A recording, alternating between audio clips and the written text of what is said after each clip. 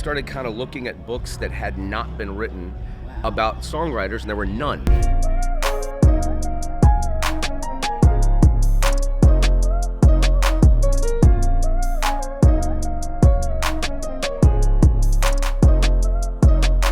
Hey, it's Deb. It's Happy Hour with Deb. It is day 3.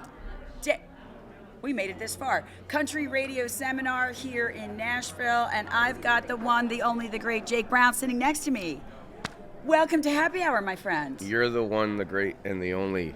Sir, it's very early in the interview. Yeah, but if you have a happy hour at 9:30 in the morning, you're. This is very true. Well, I think when you're here and you're shooting for 3 days, you lose.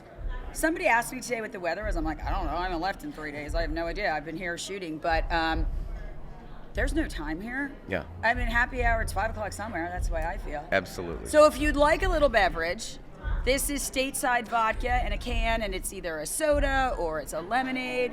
We had iced tea, but you're going to hydrate. Agua fria. Agua española. I get it. Yes. I get it. Tell me about how you got into country music. What happened? Well, this is my 60th book in 25 years of writing books. I have written books, started out in rap, hip-hop. Wow. I did books on everybody from Rick Rubin and Dr. Dre. I wrote a book with the Tupac Shakur estate. What? That started a series called In the Studio, where I work with the bands and interview the producers. And I the know songwriters. Inside the Studio. Yeah. In the Studio became a heart. I wrote a book with Anna and Nancy Wilson, then with Motörhead, then with Joe Satriani, Strange Beautiful Music. So all of it kind of was rolling along with the rock thing. I moved here in 2003, and I hadn't written anything in country till 2011. I'm sitting there at a flat tire place, where they... Right. And This is a country song. This is a country song waiting to happen. Well, there's a little beat-up television, and CMT's playing, and at the bottom, and I'm an 80s kid, so I grew up in the MTV first generation. Right, yes. They never put the songwriter's name under the credits of band, label. Yes. And there I saw the songwriter, and I said, that's a thing for a book, biographer, that you look at and you go, And then I started kind of looking at books that had not been written about songwriters, and there were none. Wow. So Nashville Songwriter was born. So there was Nashville Songwriter, Nashville Songwriter 2, and so I started interviewing songwriters and episodically profiling them by chapter, stories behind how they got to town, how they got started, stories behind their songs. You're like a podcast in a book. Well, the idea was these are the unsung heroes of country music. They are more now today known because of Nashville, the show, and other things, Ken Burns' deal. Yes. But our book series, thank God, at the time especially, some of these interviews, I go back 10 years, Craig Wiseman, Ashley Gorley, Shane McNally, Dallas Davidson, Colt Ford. These people were at that time, in some cases, that started publishing companies, but they still were writers, and we were interviewing that capacity. Right. Jump ahead 10 years, they're the new generation and fostering all. So then I picked up names from that, but also it blossomed into this concept that when you take people like Dean Dillon, or you take people like Buddy Cannon or Sonny Throckmorton, or the legends, Kinky Friedman, rest in peace, who's in the book. We really tried to bridge the generations. So you get the story. If you want to read this book, you can start in the 60s and 70s. I want to read the book. Curly Putnam, Harlan Howard. I'm ordering the book as soon as you get out of my booth. Yeah, not that you need to get out of my booth. Lefty Frizzell, all the old school legends, and it takes you all the way to present day. Hillary Lindsey's in here, Taylor Swift's co-writer, Liz Rose, Natalie Hemby, Lori McKenna. So you hear right from the artists, right from the songwriters about where their inspirations came from, how the songwriting process works in the room, in the writing rooms, how the holds, like there's development hell in TV, they have hold hell in country music where you get a cut with someone but it's on hold for 3 years and then it becomes the number one. That is amazing because nobody knows the behind the scenes the behind the scenes of anything, or how hardworking these people are, and even you, what you're doing. Like, this is show business. So it looks like but there's a whole world behind this.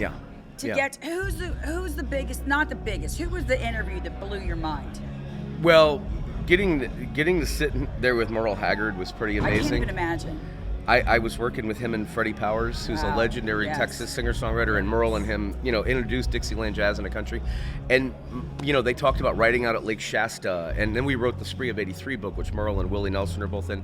But a lot of the interview material that wound up in here is from those interviews, and we were actually sitting a block away from here when he was getting ready to get a Country Music Hall of Fame honor. And he would just sit there. I don't remember how I wrote Mama Tried, this and that. I'm like... And you know how that is. Whenever you're sitting with someone and they're willing to open up about their creative process, your job is to soak it in. You do. Sometimes and even with these stories that you're telling me, it's like, I just want to be present. Yeah. I'm like, I forget that my name's on the wall, but you just want to be present. You're in the presence of greatness. Well, and in history. In the book, hopefully, you feel that way as you're reading it, because we also, I mean, there's a new generation of people like Will Weatherly, Steve Mokler, Josh Thompson, Cole Swindell, and others who were making like the hits with Morgan Wallen and Luke Combs. know. We have Jelly Roll. He's chapter 1 in this book. I have to love. Yeah. Jelly So Roll. whether you're a Jelly Roll fan, we have Vince Gill and Clint Vince Black, Gill and- both yeah. firsthand telling their stories, and they take you right back to Texas and Oklahoma and kind of take you up to when they got to town and when they started out. There's tons of Alan Jackson hits in here. I So love if you're an this. Alan Jackson fan, so any era you want. Luke Bryan's producers, Jeff and Jody Stevens, are in here in the chapter together. Wow. So hopefully, no matter where you come from and what era you come at country from, you're going to find a home in this book in terms of, and you'll discover new. Jim Lauderdale is the king of Americana, wrote a ton of George Strait hits, Yes. but he opens the door to that other genre. You have Wayne the Train Hancock, Willie T. Taylor, Larry Gatlin, the Gatlin brothers. Right. So no matter where you go, we hopefully like this thing as a roadmap to the entire behind-the-scenes That's great. creation How's of it country. doing? How's the book doing? It comes out in June. You know I'm gonna need a signed copy. You're welcome to one. I'm gonna We'll have get to you have one. it for my wall of fame. Yeah. You know, I've met just the coolest people in the year that I've been doing this. And Yeah. what an incredible, what a great thing to do for a living. Well, yeah. Do you wake up every morning and like, who's my next rock star? Like, No. You know what I've been lucky is that, Teddy Riley, a New Jack Swing creator, we have his memoir coming in December. That was 10 years. You invest relationships, hopefully, with people that over time you write with, and Absolutely. they get to know you. And then sometimes, you get a chance like Craig Wiseman. I wouldn't now... for him to give me at the time that he gave me some of the insight, like we have, like in the intro, you have Live Like You Were Dying, you have Sonny Curtis, I Fought the Law. Yeah, You have right. stories just in the intro, you come out swinging. Shane McNally talking about Sam Hunt, Body Like a Back Road, which is that huge, long back end hit.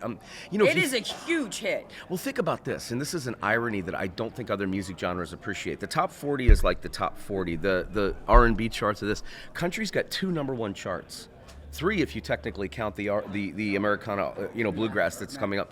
Every week there's potentially a new number 1 that's going to hit. So the competition to continue to churn out hits. So through reading the book, hopefully also the reader gets a sense of what it's like on Music Row every day, in the writing rooms, on the buses, on the road. I mean, this is a 24-hour songwriting machine. It never stops. And the fame is, it might be for a month, it might be for a day. You don't know until you really become the Toby Keiths of the world. Well, or as a songwriter, for instance, you can have one number 1, then 3 or 4 years can go by before you have your next. You can get a bunch of cuts, but then your publishing deal can get altered that way. So that also takes you inside the business of publishing, how these guys and ladies are making a living through, doing what they're doing. They have families to support. Some of them came here to be stars and wound up being songwriters. Right. Others do both. Right. So, I mean, it's a hybrid world today, different even than the 10 years ago. Excuse me. Bless you. When I started writing this in 2012 and 13, it was an old guard still kind of thing, and then Luke Bryan kind of with Play It Again and a lot of the Florida Georgia Line, This Is How We Roll is in here. A lot of the songs that transitioned it into this next generation, the 2010s and now the 20s. So hopefully you're picking this up in 2025 and you're getting not only a history lesson, but a present day look inside how the business And then works. do you start another one? If Simon Schuster Diversion are the publisher for this, and bless their hearts, this is a hardcover, which is a pretty coffee table book. It's a type of book that's hard to get into hardcover. I thought it would just be a paperback and be happy. So if it does well, we will surely do another one. They're watching my show, so you're going to get another one. Well, no doubt about it. We'll see. But I'm just great. You know what? At 60 books in 25 years. You sound so grateful for this ride. I'm grateful to be. I'm a dinosaur at almost 50. Right. The young guns, you don't tell book writers you're over wise. 29. That's the secret. Well, my hair would give it away right, anyway. That's all right. But I'm even competing, much like songwriters are. Every day there's new people coming to town that are trying to break in. So the competition in country, it's a community, and it's definitely camaraderie. But man, the competition is just fierce here. It is. It's totally fierce. But I did find, I mostly we've done some entrepreneurs, but mostly country music artists. And I'm humbled by their kindness. Mm-hmm.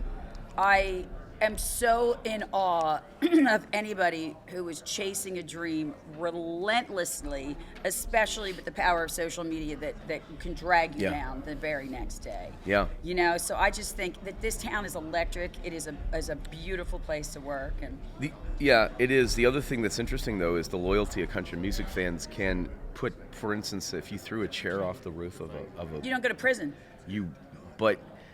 Or Sam Hunt, you're driving the wrong way down Ellington. There's a forgiving nature to Nashville and country music fans. Sir, I'm from Philadelphia. I've seen chairs go off roofs many, many times. Yeah. No, so hopefully through the book you get a really clear, up-close, personal look. Hillary Lindsay is a legend. Natalie Henby's a legend. Lori McKenna. We really want to reflect the women in songwriting as well. Liz Rose.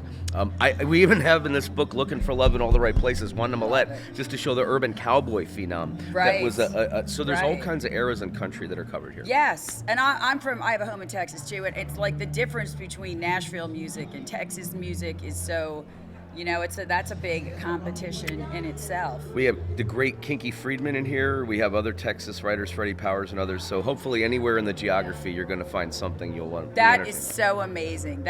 So it comes out when? It's out in June. You can pre-order it now. BarnesandNoble.com, Target.com, Walmart.com. Is it on Amazon? Amazon. It'll be in stores, of course, nationwide. There's a show called About the Authors TV that I host on Tubi that I created, and it interviews the world's best-selling authors. We're also going to have a limited edition coming up with all the songwriters, so that'll be out sometime. All right, tell the audience where they can find that. Tubi TV, About the Authors TV. But coming up will be songsinashville.com. You can check the book out and just get informational updates and things like that. So great. Social media. Are you going to have a book launch? Yeah, we're thinking of doing it at the Listening Room, but we're still confirming that. Fabulous. That is in the hands of my wonderful publicist, Kat. The team, the team is important too. Frank Wyman, my agent, the publishers I mentioned, the publicists. Every songwriter who's a success has a team. They have publishers, like great publishers. We talk about Creative Nations. Steve Mokley was here with me yesterday all afternoon. Yeah. Like I said, Smack, Tape Room, Big Loud. So it's really important songwriters find the right home in the publisher. And hopefully they get some advice on the business. It's a hand glove.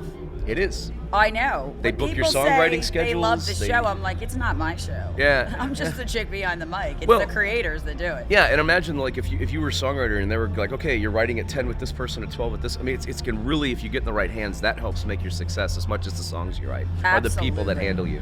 So. Is there a social media that they can follow? Yeah, Instagram. We have Songs in Nashville, and we're going to reluctantly, but do it with Twitter because you don't know where they're going. TikTok's the only one that everyone weighs out because what if in a month you put all the work in and then it's dark again? It's crazy. But yeah, Songs in social media will be out. Check it out and pre-order this book. I can't wait. Oh, thank you. We appreciate your enthusiasm. I can't even tell you. It was an honor to. When the book comes out, will you come on back on the show? Absolutely. And we'll talk about it. Absolutely.